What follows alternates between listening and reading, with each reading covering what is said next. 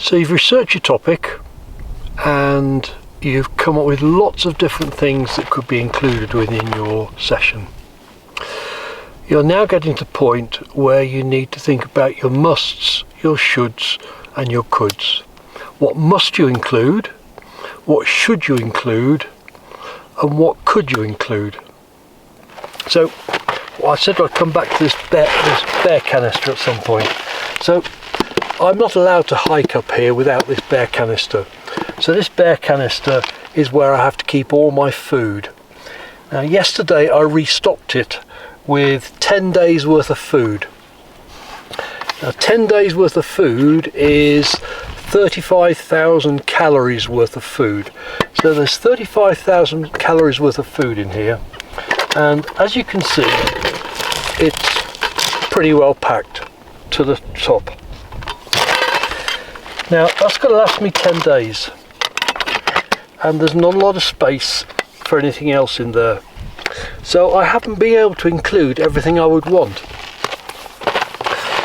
I've got my musts in there. I've got the evening meals that I want.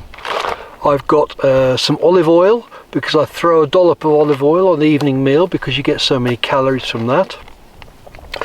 I've got electrolytes, because they're a must, and I've got some bars of you know, the Trek type bars, the nutritional protein bars. They're all my musts. Now what should I have? I should also have things like dark chocolate, which I don't really like that much, but that gives me the more calories to the ounce. So I've got some of those in as well. And what could I have in? Well, I could have Twiglets, because they're my favourite thing, but they just take up too much space, so I can't put them in. And that's what you need to think about, because this bear canister equates to how many hours you have or how many days you have to deliver a particular course. And you've got to be able to fit in everything that you want to within that time space. So you're probably not going to be able to fit in everything you would want to, or everything you've written down in terms of the sorts of things that could be covered. So what are your musts? What are your shoulds? What are your coulds? Put down your musts, because they're the things that have to go in. Your shoulds, then you can perhaps have those in if you make up time, or if you have some extra space, or if a delegate asks a particular question about something, then you can go into it then.